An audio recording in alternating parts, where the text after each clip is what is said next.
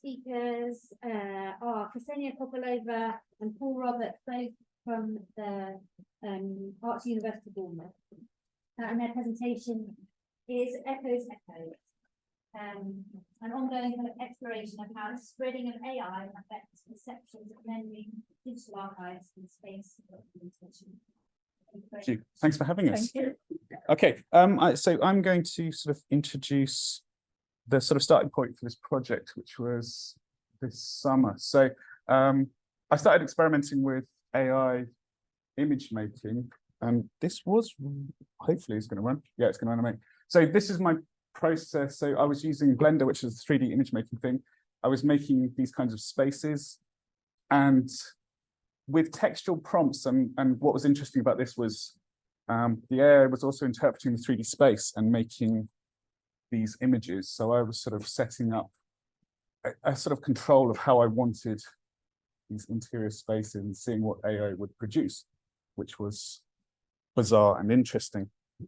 So this is using a thing called, it's an add-on to Blender called Dream Textures. So it's an implementation of Stable Diffusion AI in Blender. And I started making a whole series of images, and I wrote a subsequent paper that explored these ideas, which was titled Haunting and Hauntology in Collaborative AI Image Making. So what I was interested in was looking at these through the lens of Mark Fisher's writing on hauntology and how these images were haunted or haunting in various ways. For example, the idea of these sort of artifacts, the remnants of the 3D models. There were elements of haunting coming through in how the AI was creating visual aspects. So for example, you'd get strange characters appearing who weren't requested. These weren't prompted, these were apparitions, they were ghosts appearing. I did a series, this was in conversation with Christian Edwards, on artist studios for artists who have never existed. So yeah, lives never lived, undiscovered histories, fragments and traces. And then this, I think, is the series that sort of kicked off the next part of the collaboration. So I was working mostly with interior spaces, and I was running out of ideas for places, so I decided to recreate my grandmother's living room from memory. So I was building this sort of space. I entered some rough sort of prompts about a living room with a time period, and it made these weird spaces. So I was finding that these spaces were vaguely familiar to some extent because it was a room I recognized, but it was also presenting weird artifacts, weird elements. There were ideas I related to Bart's idea of the punctum and the sort of the thing that arrests you. And there were aspects of anachronisms, things that are out of time or out of place. Things like televisions and pictures, but they never coalesce into something. They're sort of half recognizable, but then there's also strange machines, books that have never been written, things that just don't quite fit. So yeah, this was a series of interesting sort of ideas. There's too much to sort of go into in terms of this presentation, but this is sort of what I was concluding in my slides. So it's a strange familiarity, testament to the fact that AI learns from society-stored networks, that actually what's being presented to us is drawn from our Pinterest pages, it's drawn from those images that we upload as a society. These images that we have stored, cherished, and saved in social media, alongside the images that saturate our media landscape, are again being remade as a form of digital hypermontage. So there was a sense of the unheimlich, the eerie, but again, there's sort of, and there's a strange familiarity. And so this explains why we like to find within current and future AI images many of the biases, predilections, and stereotypes that currently haunt our media and data landscapes. The things that we put online are the things that are being presented back to us. So my conclusion was perhaps then what ultimately haunts these machine-made images, not so much the AI, but it's the AI. It's the humans that haunt the AI. We are the external agents that seek to bend machines towards our own dreams, desires, and experiences. We are the ghost of the machine. which is where I Yeah, hand over. that's where my bit started, really. So I was really intrigued by this idea of humans hunting AI rather than vice versa. And I took Paul's idea further. How do I scroll through this page? Because I think it's in the other screen. Is it to the left, to the right? Oh, there we go. Oh yeah, perfect. Oh, that's amazing. Yeah. So I was really intrigued by all of these weird objects, which are, you know, what is that? Like, is that a bookshelf? Is that some sort of a weird mixture of a washing machine and a microwave? And what is that? And I basically fed the descriptions of Paul's places to ChatGPT, and all of a sudden, within that conversation, it came up with a fictional character called Echo that inhabits these spaces, which never really existed. And I kept asking Echo and ChatGPT about the nature of these spaces, like what are those, how are these connected, and tried to draw a map of these spaces as if it was drawn by Echo. So Echo is writing a diary, a sketchbook-like diary, where Echo is trying to understand where they are, how these spaces are connected. And it's really badly written because it's written by ChatGPT, of course, with all sorts of, you know, these platitudes and banalities, like, but also it's kind of aware of its own simulated status, and it's writing like, whispers of non-simulated world beckoned me, and I embarked on a quest to unravel my simulated existence. Yours truly, Echo. So that's how the diary starts. And each day, with all of these glitchy days changing each other, the character is focusing on each specific glitchy, weird element of those rooms, and they're trying to write through writing and through drawing. They're trying to understand what these objects are. Like, is there's a furnace? Is that a yeah, probably a microwave or a washing machine? Maybe a washing machine, really, in Paul's grandma's room. Yeah, and so Echo's ability is to also draw these as glitchy images, as images where mistake is at the core of the observation.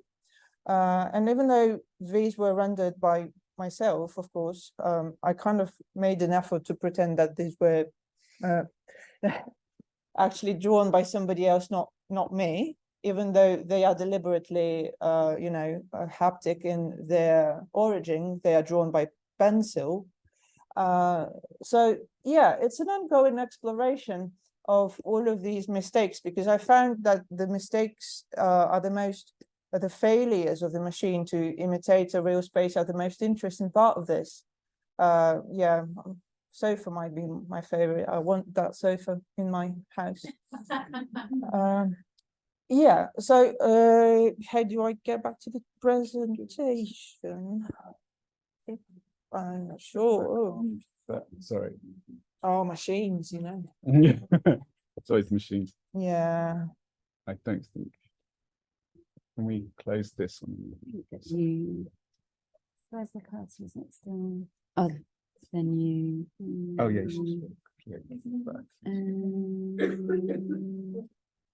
Yeah, and the show. If I. Yeah, and then we do the show. That's the way. Oh yeah, Yeah. cool. Thank you Perfect. so much.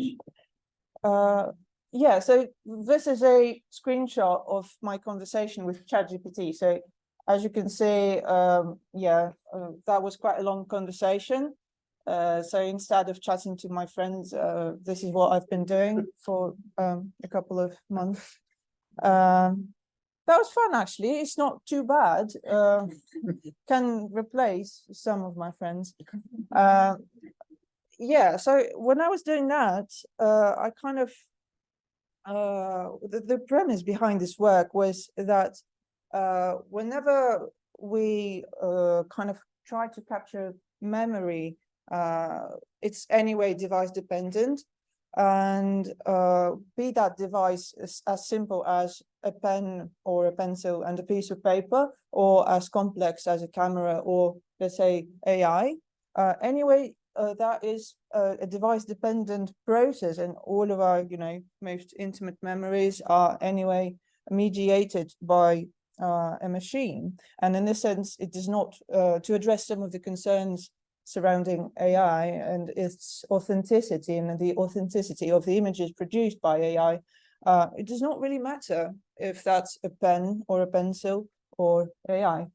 And in this rendition of this memory, I tried in the space, in the sense, in the spirit of the documentary making, I tried to make this rendition of memory as indecipherable, as discrete as possible. So I chose the format of a diary to kind of pretend that it's not my diary, it's Echo's diary, somebody else's, a machine's diary. But also, for me, it was a way to question my own presence within this project, because obviously there's a real a tangible contradiction between the haptic nature of the drawings. It's clearly me being present within that drawing, and my own kind of urge to disown these drawings. And I found this contradiction really interesting. So, and of course, well, I had to do quite a lot of research on what people say about ChatGPT, and apparently they say quite a lot of interesting things. With one of the ideas that especially resonated with me in this project being that ChatGPT could be seen as a dream without a dreamer. So dreams are usually something with all of their, weird collisions, weird mistakes, are usually seen as a space that is only accessible individually. But all of a sudden, we found ourselves in the space and in the weird time where our collective dreams are suddenly accessible with all of these weird mistakes. And even more than that, we do not even need an individual dreamer that would dream these dreams. They are kind of there without us, pretty much like Solaris, the fictional planet from Lem and the further movie by Tarkovsky, the planet which synthesized human-like guests from the memories of the human inhabitants of the space station. So we are in this weird dystopian, or somewhat eerie and uncanny version of sci-fi production. And yeah, I find it weird, exciting, scary, and really uncanny. And in this uncanniness, I kept questioning myself, like, so where am I and where is ChatGPT? What about authorship? So this is one of the questions that was raised earlier, like, so where's the author now? Who's actually doing this? And what I found interesting in this respect is the mistake is apparently at the core of defining the authorship in this case. And as Murphy is saying, mistake is exactly, and failure is exactly what allows us to disown authorship and to say, like, oh yeah, well, this is not made by me, it's just machine, right? So it allows us to separate ourselves from the product created by AI. And it's exactly the value of the machine that it produces these failures that allow us to say that whatever human is, it is not what AI is. Wherever AI is in its stages of development, the only thing that it shows to us as humans about ourselves as humans is that we are whatever AI is not. That's interesting, I think. And in relation to the dreams and these collective dreams without a dreamer, another take on this is that ChatGPT could be taken as a zeitgeist machine that produces the spirit of the era. The kind of this collective dream reflects our collective representations of the current moment. And well, to save some time, let's maybe skip this one. No. No, we shouldn't. Okay, let's not skip this one. So in the sense, like when we define what is who's the author, what is the creative action behind those productions, those weird assemblages of robotic action and human action, I think what it shows to us is that we still kind of are very much within this romanticist vision of authorship, and we're still rely on this standard of individual romanticist author who produces some genius artwork, as it was already mentioned before as well. And the only thing that AI shows to us is that, well, maybe we'd either need to produce a different model of agency that would incorporate a multitude of agencies, including non-human agencies, or we would need to basically accept that whatever AI is saying about us is essentially anthropocentric. And in relation to this particular project, some of the things that I noted were about the use of negative space and gaps. So in relation to how the issue of memory was explored here, was researched here through these drawings, what I found especially interesting is that to create an illusion of memory and historicity, we do not necessarily need to draw the actual memories. We can render a simulation of forgetting and a simulation of recalling rather than the actual memories. And the same applies to placemaking as well. So not only to temporal creations, but also to geographical creations. So we can mimic nostalgia to create an illusion of a space, of the true ontological status of a geographical location, if it never existed in reality. That's funny, I think. Another thing that I noticed is that in all of these weirdnesses that ChatGPT was producing, there was a number of variations. So failures could be divided into fillers and mistakes. And by mistakes, I mean those unexpected and interesting creations, such as the emergence of this character called Echo, who suddenly just appeared in the conversation with ChatGPT. And by fillers, I mean those awful repetitive platitudes that it kept producing, like maybe like 85% of the dialogue was all of these banalities.